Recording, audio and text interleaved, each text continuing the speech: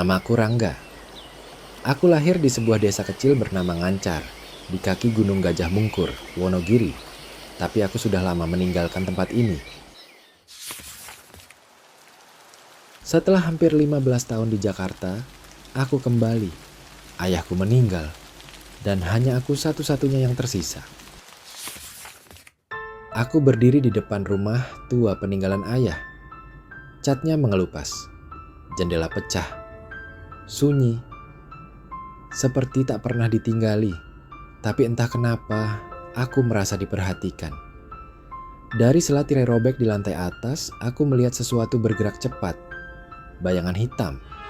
Tapi saat kudongak, tak ada siapa-siapa. Hanya angin yang menggoyangkan pohon di halaman. Dengan langkah berat, aku masuk ke dalam rumah. Lantai kayunya berderit pelan, seperti menolak kehadiranku. Bau lembab bercampur asap menua langsung menyergap begitu pintu tertutup.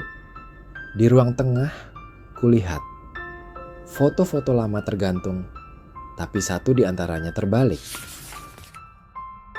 Kupasang foto itu kembali, tapi saat menyentuhnya, tanganku dingin seperti es. Mataku terpaku pada figur di foto, seorang anak kecil, berdiri di samping ayahku. Tapi aku tak ingat kapan kami pernah foto di tempat itu, dan siapa anak itu. Di pojok foto, samar-samar, ada simbol seperti lingkaran merah dengan paku di tengahnya.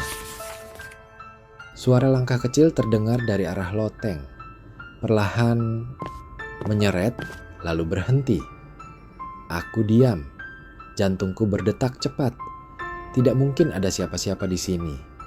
Tapi langit-langit di atasku berbunyi lagi, jelas seperti seseorang sedang mengawasi dari atas. Dengan gemetar, kuambil senter dari tasku dan mulai naik ke loteng. Lotengnya gelap dan penuh sarang laba-laba. Debu di mana-mana, tapi ada satu sudut yang bersih. Di sana, di atas kotak kayu, tergeletak kain hitam yang dilipat rapi. Jari-jari kakiku seperti ditarik ke arah itu, dan saat kubuka kainnya, aku membeku. Sebuah boneka jerami dengan benang merah melilit tubuhnya, dan rambut yang mirip rambutku. Malam itu, aku tak bisa tidur. Bayangan boneka jerami itu terus menghantui pikiranku. Aku merasa ada sesuatu yang belum selesai. Seperti ada yang ingin disampaikan padaku. Di dalam mimpi, aku melihat seorang wanita tua berjubah hitam berdiri di tepi sendang. Suaranya lirih, tapi jelas. Kembalilah ke asalmu, darahmu telah dipanggil. Esoknya, aku mencari tempat itu. Warga menyebutnya sendang kembar dan katanya terlarang. Dulu orang-orang sering menghilang di sana atau kembali dengan kekayaan tak wajar.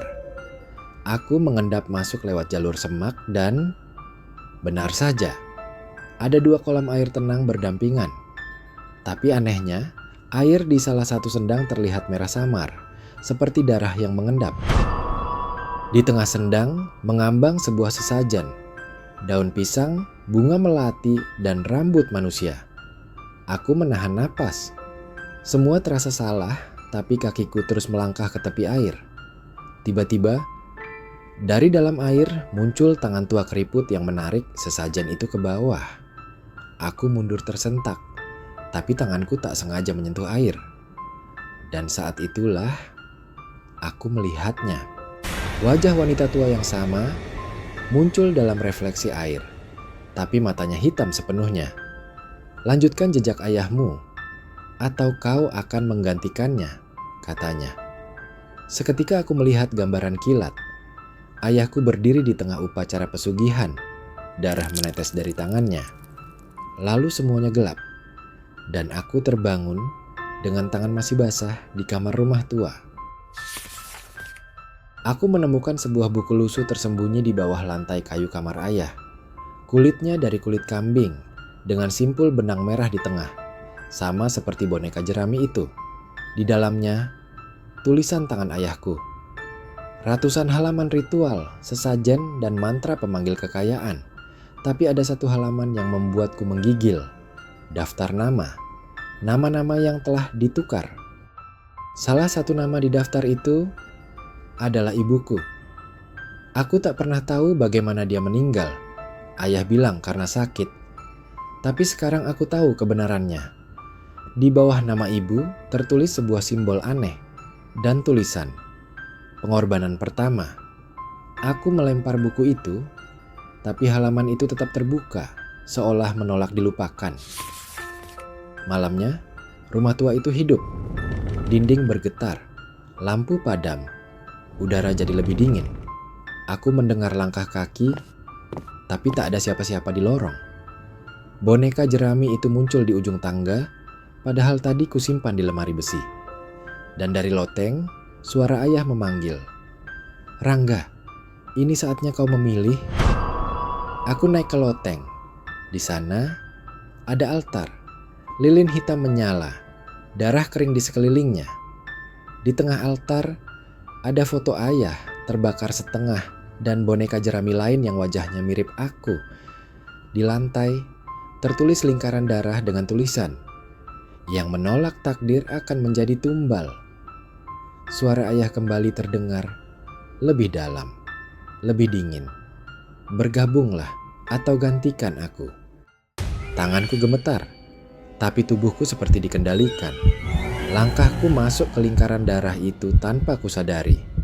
Di sekelilingku, bayangan mulai bermunculan, wajah-wajah dari nama-nama yang kutemukan di buku tadi. Mereka tak berbicara, hanya memandangku dengan mata kosong dan wajah pucat membusuk. Lalu, sosok ayah muncul, tapi bukan ayahku. Dia berubah, kulitnya kelam, matanya merah, tubuhnya separuh manusia, separuh iblis. "Kau adalah penerusku," kata makhluk itu. Suaranya dua lapis, manusia dan iblis. Di tangannya ada pisau ukir. "Tinggal satu tumbal lagi, maka kekayaan tak akan pernah habis." Tiba-tiba, bayangan ibuku muncul. Dia memelukku dari belakang lalu berbisik, "Pilih hidupmu, nak, bukan hidup mereka." Dan saat itu, aku sadar, tumbal terakhir adalah diriku sendiri. Aku berteriak, menolak. Ku hancurkan altar itu, lemparkan pisau ke wajah iblis itu. Rumah mulai runtuh. Dinding berderak, loteng terbakar. Jeritan terdengar dari segala arah. Boneka jerami terbakar dan benang merahnya putus satu persatu. Sebelum rumah runtuh total, aku loncat dari jendela dan semuanya meledak di belakangku. Aku selamat, tapi kutukan itu belum benar-benar berakhir. Kadang, aku masih melihat boneka jerami itu muncul di bawah tempat tidurku. Dan suara ayah masih kadang terdengar di balik cermin saat malam menjelang. Tapi aku sudah memilih. Aku hidup, dan aku akan menjaga agar cerita ini tak terulang.